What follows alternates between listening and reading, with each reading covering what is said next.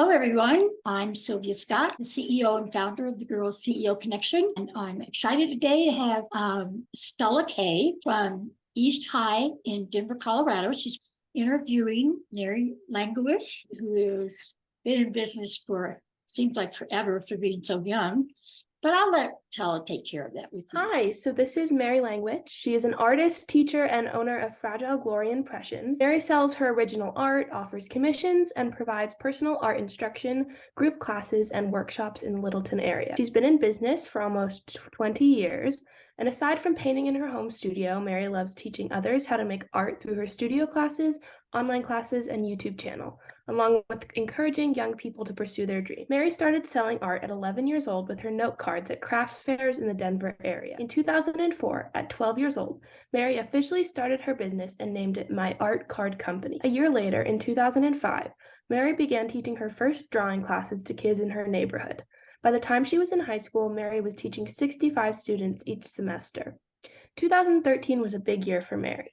She turned 20 years old, found a small space in Littleton, Colorado area to call her studio and teach art. She won first place in the Young American Business Competition in her age category of 16 to 21-year-olds. Her business became known as Fragile Glory Impressions, and today in 2023, she continues to make and sell note cards as part of her business. Thank you so much for joining us today, Mary. It is so fun to meet a young woman who at the age of 4 knew what she wanted to be when she grew up, and then at age 10 declared she wanted an art studio, and a couple years later started a business. Yeah, thanks, Stella. I'm looking forward to talking with you, and I hope this conversation really motivates other young women who want to have a business and be a young entrepreneur. I think we're just going to get right into it, if that's all right with you. Did you ever expect your vision at age 10 to grow like it did for close to 20 years? I mean, being so young when it started, I didn't really know exactly where it was going to go. But I knew that I wanted to be a teacher from a young age, and I wanted to own my own studio, but I didn't really know the steps to get there. So I think, no, at the time I didn't really see it growing to where it is necessarily. It's been a fun journey, and you just sort of take it a step at a time. Is there anything you would have done differently when you were starting your business? That's a good question. I don't know. I would have told myself to have more boldness and to own it as my own. I think because I started so young, it was hard because I was getting lots of feedback from other people, and so they're telling me like, oh, you should do this, you should try this. And I was like, oh, I don't know, maybe, or I just felt like it wasn't mine yet, until I reached a certain age. I think that's maybe the thing, that just sort of the mindset behind it. Like I try to think of it differently. And did you have like a vision? I mean, a lot of people now have vision boards, but like something to organize your vision. I mean, along the way, I've had different versions of that. I've always kept like a business journal, and sort of planned out goals and things for the future. I've never actually done a vision board per se, which is always which is weird because I'm an artist, so it's very visual. I've definitely had meetings with close people like my parents or now my husband about like, what are some things we can do to grow Fragile Glory Impressions for the future. And so I definitely was doing a little bit of that with mentors and my parents when I was younger, and planning things out a little bit, but not so much like a vision board, but that's a great way to go about it also. I heard you mention your parents. So I'm just going to bounce off of that. Did you have a specific mentor when you were starting this business? When I first started, my parents were definitely my mentors. And I thank them so much for like all the help they gave. They still give me a lot of advice and help along the way. Yeah, I've had different mentors. Both mentors I've had are through the Young American Center. One of them was through a program that they had where you got to be paired with a mentor. It was only supposed to be a 6-month program or something. That was great. She and I really connected. And so we're actually still more friends than mentor and mentee, but it's been a great relationship. I mean, she's got so much experience, and she's just great at just encouraging and motivating.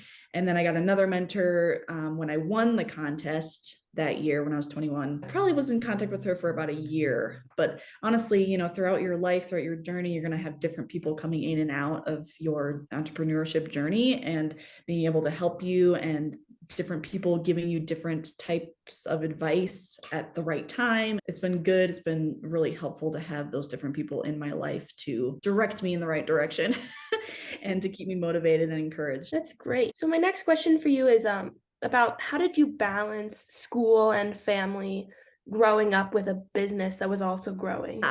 This is a great question. No one's really asked me this before, but and I had to think about it because I was like, I don't know. I grew up homeschooled. And so I was around my siblings and my parents like all the time, which was great.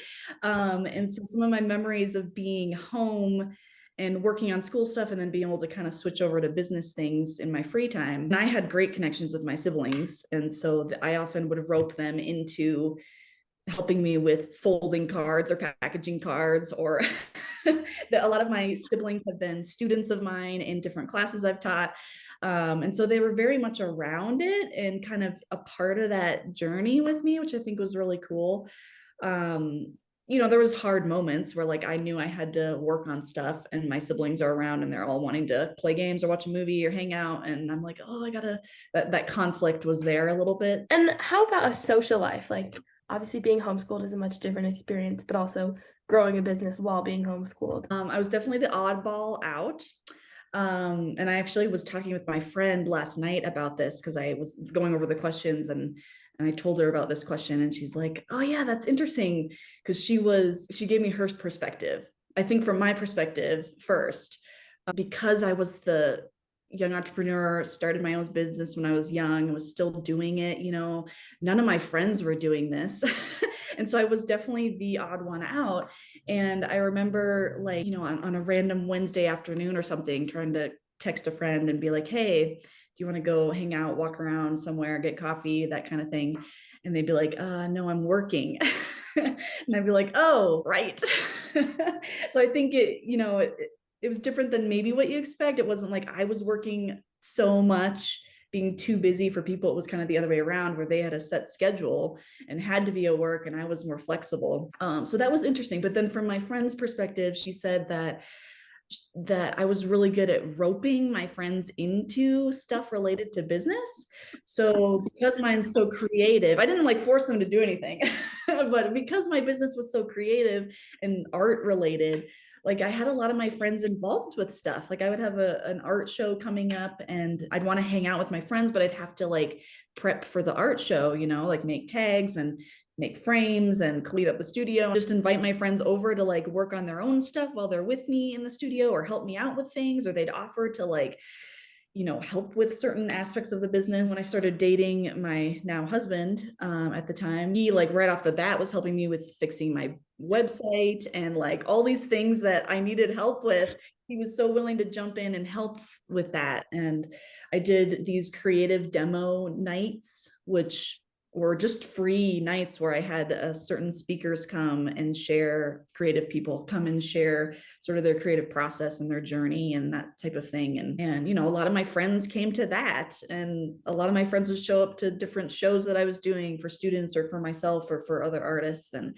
yeah, so I think it was very much a community thing in some ways, getting them kind of roped into that, which was super fun. And I got so many great memories of that. I don't think, being an entrepreneur means you have to not have a social life. I think it very much can intertwine. And that's such a beautiful thing. Did your parents ever expect this business to grow like it did? And how did they feel about it? Yeah, I was going to ask my mom that this week, but I forgot. I feel like, and I'm just assuming, but I feel like that, as a parent watching your kid grow with their business, it's almost like, because you're helping them so much in the early stages, that it's almost, you're so invested in it as a parent, and it's like, oh, it's partially yours in some way because you're helping them. But then they reach a point where they sort of decide that it is theirs and they claim it as their own and they make it theirs, and I think that's kind of interesting. I wonder when I remember when that happened for me, like being like, oh, now I own it as my own. But I'd be curious to know if my parents thought otherwise, or I don't know. They're very much hands off now, whereas early on they were very much into like, here, try this, give this a try. Why don't you go sell your stuff at this place? And now they're a little bit more on the sidelines watching. So yeah, it definitely had a shift between, let's help you do this, we're doing this together, to, wow, you're doing this on your own. I think there's so many parts of it that don't surprise them because they, parents are always proud of their kids. But I'm sure there's a level of like, things didn't exactly turn out the way we all picture, even for myself. So I'm sure it was different in the long run. Would you mind sharing with me some of your challenges of being an artist teacher? Sometimes a little bit of, because I never had a real job, there was a little bit of that was a little awkward socially with people, trying to explain what I did, why I was doing it, why I wasn't a barista or working in retail or something, so that always was a little bit challenging. I think the other challenging thing was, when I was in high school, like having to finish high school before I could really focus a lot of my time, all my time into my business. I remember that being just a little frustrating because I knew I had to finish high school. I had to get that stuff done, but I was also doing a little business on the side, and I just wanted to be done with high school so I could move on. So that season was a little bit challenging, but it's important. You want to finish high school so that you have the means to move on, right? There's a lot of pressure around high schoolers. You probably can relate to this. It's like, oh, what do I do after high school? College has always been the norm, or in recent years has been the norm. I think depending on your career, what you want to do, it doesn't have to be. And I think people need to just realize that it doesn't have to be the direction all the time. And so I think that's where I felt a little bit of frustration, was like, I should go to college because everyone goes to college, and I should at least try it. And I did try it for a while, but then kind of realized like halfway through that I was like, I don't know, I'm spending this money to get this art degree that isn't really going to change what I'm already doing or want to do. And so I backed out, and not everyone can do that. Not everyone should do that. It's a crossroads in your life. You're like, okay, I can go this way, this way, this way. And I think there's a lot of pressure for young people to know what they want to do before they know what they want to do, and that's just a lot of pressure. It can be still an exploration, a season for trying things out. And that's totally fine. Not everyone has to make college work, but I tried it for a little bit. It didn't work for me. It wasn't part of that journey. And I think that's fine. And obviously starting a business young is challenging too.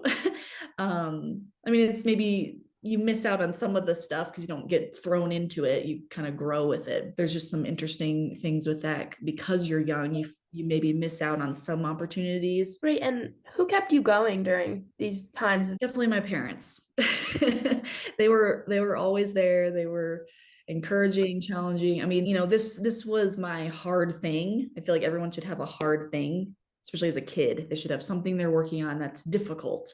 And this was definitely that thing for me. Like those early stages I didn't love. I hand colored all my cards and packaged them and put ribbons around them. And that's what my business was at the time. And I didn't love it. It was a lot of work, and it was a lot of I was this shy little kid, and I didn't want to talk to people. I didn't want to go to fairs and sell my work and deal with money. That side of it was challenging for me. But my parents knew that if I wanted a studio and teach art and do that someday, that I had to kind of get some business experience. And this was a great way at a young age to do that, and so they were gently, not forcing me, but gently pushing me in that direction by doing these things. I thank them every day for that, because that's huge. I wouldn't be where I am today without them. That's great. And my next question is, how did you find out about the Young Americans? I had actually heard about them through my siblings, who were doing a Ameritown and International Town. I actually never did either of those programs. And then they had the contest. They also had the marketplace, which I also did for many years, where you get to sell your products as a young entrepreneur. Kind of how I got connected with them. And they're just a great resource for anyone that's looking to go into business. And what did you need to do to enter the Young Americans Youth BizStars business competition? You had to fill out an application, which was very much like kind of writing a business plan in some ways, but you had to have an existing business. I think you had to send in samples or pictures of your product as well. And then a panel of judges will judge those applicants for the different age categories. And then they'd pick finalists and winners from each of those categories. And you can apply, at least at the time, I could apply as many times as I wanted. And I won finalists many years in a row, won winner eventually. But, and then one year I got to be a judge, actually. Really cool, because I got to be on the other side of it, which was overwhelming, because you get all these, you're in this room with all these other people that are judging and looking through these business plans. And It was a very cool experience, very different, but yeah, that's kind of the process, at least at the time. That was a while ago now. It's probably similar now. I know some people that have entered it recently, and it's definitely a similar process. Where did you learn the soft skills of being a business owner, such as like communicating effectively, writing emails and business letters, branding yourself and your business? Early on, definitely my parents helped with that. I just remember like when I first got like my email, which was for business, originally, my parents were both really good about you want to make sure when you're sending an email, when you're communicating with somebody,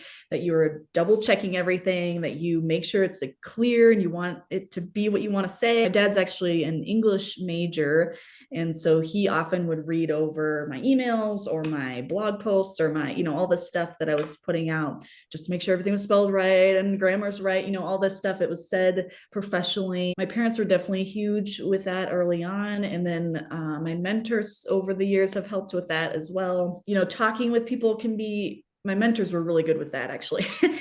My mentor I have now is great with like, oh, go to this shop and like talk to the owner and see if they can, sell your cards or whatever there, and just learning how to communicate with people. One of the biggest things I remember learning in terms of communication is, and it's all about like making sure you come across as taking yourself seriously. It can be hard, especially as a young entrepreneur, to like come out with boldness.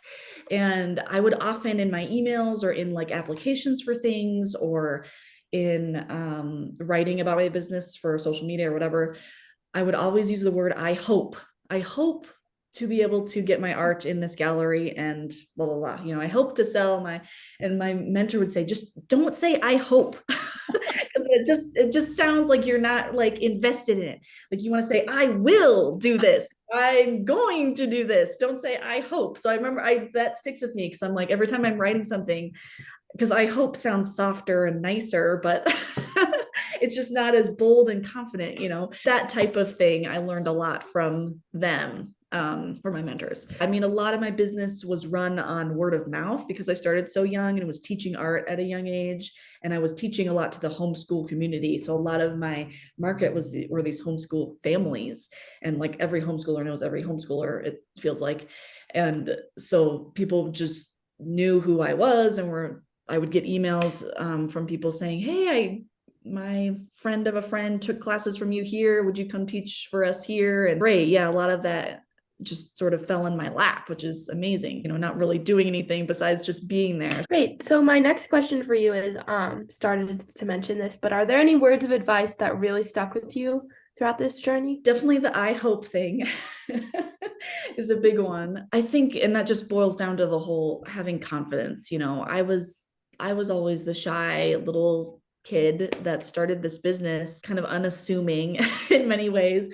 And I think just the biggest piece of advice is, I don't know, to take your dreams seriously and to go for them and to be confident and be bold, and not, yes, there's scary things, there's risk, there's all that stuff along the way. I don't know, you can't be afraid to take the next step. You just have to take the next step. That's all you got to do. You don't have to worry about the next 10 steps. Like, you just want to kind of work.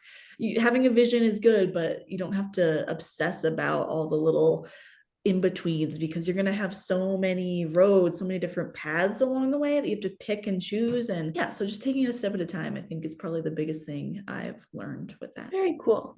And are there any words of advice you'd give to parents or adults, relatives of young entrepreneurs? Well, as a young entrepreneur, it's not really about making your business known to everybody. I think that was something when I was younger, the big vision, the big goal that I had, which I still haven't attained, and I don't think I will attain, because it's always this perfect version. You're going to have that, obviously, and that's what drives you. Your goal is not to reach everybody with your business. There's actually a book thing called 1,000 True Fans. It's actually a method of marketing. You really just need 1,000 true people, fans of yours, that are buying from you to make your business like successful. And when I first heard that, I was later, past high school, that I heard that, I was like, oh my gosh, there's this weight that came off of me of like, I don't need to do every single thing to try to get everybody to notice me and buy stuff from me, or take classes from me. Or it was just, I needed to find my people, my true fans, my peeps, my niche, like that's what matters. And so I think that that's a huge, I don't know, that helped me so much to not have so much pressure. And so then you can really cater your product, whatever your service, whatever you're creating for the world, for your specific people, not for like every single version of a person in the world, And so I think that pressure was taken off, was just such a huge part of me being able to move forward, me being able to embrace what my business really has become and is. And I think that's just huge. Hey, that's amazing advice. And if someone wanted to study art after high school while also building a business, what would you suggest they do? I know you mentioned a little bit about this earlier. Quickly on what I did, I was taking classes, I was homeschooled, but I took art classes at a nearby studio. So my parents didn't know how to teach me art. And they noticed at a young age that I had a talent and was kind of going that direction and loved it. And obviously being in that studio environment is what created that dream for me originally. I was like, I want to do this. I want to be that teacher. I want to own this studio. So I was at a young age doing that. But then after high school, I went to Arapahoe Community College for a while, did some sort of dual credit stuff, got some general ed out of the way, and then did a lot of art classes there. And then I transferred to Metro State University in downtown Denver, did some classes there. And that's when I kind of realized I think I maybe just need to take a break from college and see how the business stuff can go, and then never went back. College is obviously a great way to learn and get more skills. But there's so many other ways. Like once I dropped out of college, I realized that as an artist, there's so many resources out there. YouTube alone is one, but there's one of my mentors, the one that I got paired with after the contest, sent me to a place called Anderson Ranch Art Center in Aspen, Colorado. And it's like an art retreat for artists of any medium. You sign up for like a week or two of classes and you go and you I went and painted for like a whole week in this class. It was like the best thing. They feed you, you sleep there. Like it was like the coolest thing. It wasn't like cheap necessarily, but it was the coolest thing. And I want to go back someday. I went, I think 2 summers in a row, thanks to that mentor who gifted that opportunity to me. So there's places like that all over the country. There's art retreats. There's places to paint on site and just meet up with local people and paint or take workshops. Lots of rec centers have art classes that are relatively affordable. The Curtis Art Center in Greenwood Village here in Colorado, I take classes there sometimes because I'm like, oh, I want to take a workshop. And, you learn some stuff. I always am learning stuff that way. Those are some other ways to learn. You can take online courses. There's so many avenues, but it's all about building your portfolio, building your body of work, finding kind of what you enjoy in creating your style or your voice or whatever. And doing that through taking classes is great. Great. And my last question for you, we've kind of touched on this a little bit, but there's definitely, you've mentioned, and I think we're all aware, there's definitely a pressure to go to college these days. It's kind of like the norm. So what would you say to someone who just wants to pursue their love of art and create a business, but doesn't necessarily want to go to college? I think like what I just said with taking classes, educating yourself when you can is really good. Like you don't want to get stagnant, plateau. But I think the other thing to kind of start in the business side of things, find a piece of your niche that you can make money off of right away. I think for me, especially early on, I just wanted to paint, I'd be like really happy if someone would just buy my painting, but people weren't just going to buy my painting. There had to be more. And so that's why I got into teaching, and teaching was huge. That's what brings in the money for me. That's what brought in the money early on for me. That's how I was able to get my first studio space, is because I was teaching a lot of people. And I love teaching, but I don't want to do that forever, or I don't always love it. It's kind of the harder thing in my business because it takes more time and energy, and I'm not painting for myself that time.